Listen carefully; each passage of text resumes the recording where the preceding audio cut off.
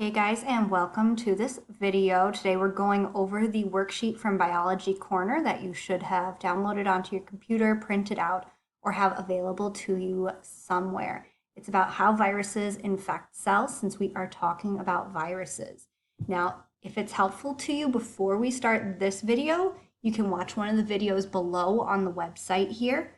They go over kind of some more analogies that we're going to go over in the reading on the top of this worksheet. So the first thing I want to do is go over the reading up here on the top. It tells us viruses are non-living organisms that can infect cells of living organisms.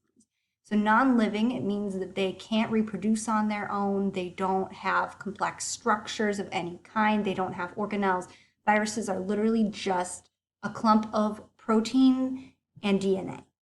Viruses are specific to their host. So the chickenpox infects humans, but does not infect dogs. But sometimes viruses can jump from species, like the swine flu, which originated in pigs, then jumped to human hosts. Or more recently, I'm sure many of you have heard jokes about bat soup. We actually got our coronavirus, our current COVID-19 outbreak, from someone originally eating a bat. It was a bat virus, we believe, that was able to mutate and then jump to a human host.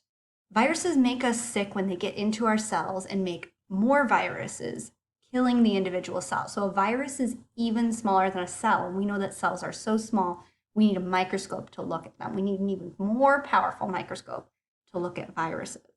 As the virus multiplies, makes more copies of itself, your immune system is going to attempt to find the virus and the cells that are infected with the virus and kill them before they can make more viruses. It's the war between your immune system and the virus reproducing that makes you feel bad, causes you to be sick, have a runny nose, have a fever, be congested and not able to breathe really good, be coughing or sneezing. That's all the war in between your immune system and the virus. Now, viruses have a lot of different shapes, but most are going to follow the same basic pattern. There's an envelope, kind of like when we get mail, it comes in an envelope and proteins, so it surrounds all the proteins. The proteins are like a key when they attach to a host cell. So if we look right here at this virus, at all the little sticky uppy parts, those are all going to be keys. They match locks somewhere on the cells of our body that allow them to be accepted into the cell. So a respiratory virus like common cold or like coronavirus enters the body when you breathe in the particles or transfer it from surfaces like your eyes or your nose. So you touch something that has the virus and then you go and touch your face and it gets into your respiratory system. So your breathing system goes in through your nose or your mouth down into your lungs. Once it's inside, these keys here are going to match different proteins on the surface of your respiratory cells. Those keys are going to attach to the cell surface. The cell is going to take the virus in, and then the virus is going to release the proteins inside. Now, the proteins in the DNA that are inside of the cell now, because they came out of the virus, are going to integrate with the host DNA. So we have our double helical structure, which is terrible in my drawing, but we're going to pretend that it looks nice. And then you have your DNA from the virus, and the DNA from the virus is going to, boop, make its way, hide inside, so that the machinery of the cell is going to recognize it and start using the code from the virus to make virus proteins, viral proteins, to make more viruses. That's the goal of the virus, is to infect us to make more copies of itself, okay? Once it makes enough copies, the cell gets swollen. It gets so full of viruses that it can't even function, and the viruses are going to leave the cell to infect more cells.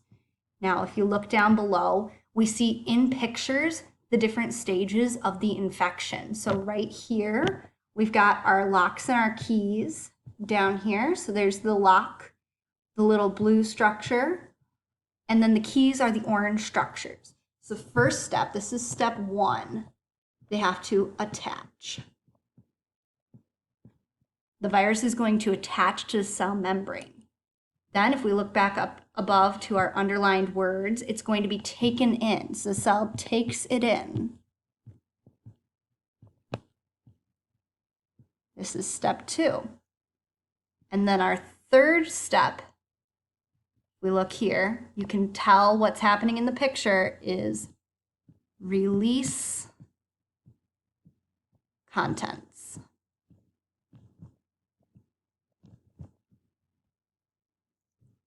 Okay, so those are the 3 steps. The virus attaches to our cell. Our cell recognizes it because the lock matches the key. You get into your house because the lock that you have on your door matches the key that you have in your hand. It brings it in. You're able to open the door. The cell opens the door, takes in the virus, and then the virus is going to be released into the cell. So you've got your swirly whirly DNA, you've got your virus parts, all of these things. If we look carefully, if we remember the part that surrounds here, this green, is the capsule, right? Or envelope. Scrolling down a little bit more to our questions. Why is it that a virus that infects humans is not likely to infect a dog or a cat? That's because of the specific proteins, the specific keys, we'll call them. The key to your house or the key to your car, the keys that you have are going to open specific things. You cannot use the key to your house. So let's say this right here is the key to my house and the lock in my car. This is round, this is pointy, and they don't fit, okay? If they don't fit together, they aren't going to let it in. So we have different proteins on our cells than a dog or a cat does. It takes a mutation in order to infect a dog or a cat with a virus that we have. What eventually stops the spread of the virus in the host? It's our specific system that is going to kill all of those lovely viruses for us. It's our immune system. It's going to mount a defense. It's going to wage war. What happens after the DNA is released into the host cell? So the virus releases its DNA. It integrates and hijacks, I call it. We've all seen those fun movies where you've got to hijack a car to get away from the bad guys, or you are the bad guy robbing the bank and you hijack a car. Hijack means take control from somebody else. So the cell is going to have its control taken away by the virus's DNA. And then the virus uses the cell's machinery to do what? To do things that it can't do on its own, to reproduce. That is the only way that a virus can make more of itself. You can reproduce or make more virus. Okay, so that's going to be everything for that first page of the worksheet. The next page is a coloring for yourself so that you can learn the different parts of the virus. So you've got the envelope, which contains the proteins. Remember, that's the outer part. You have an inner shell inside called the capsid, and then you have the DNA. So using the different colors, see which of these are which and color them in for yourself, okay? That is everything for this assignment. Good luck to all of you completing it, and we will talk again soon.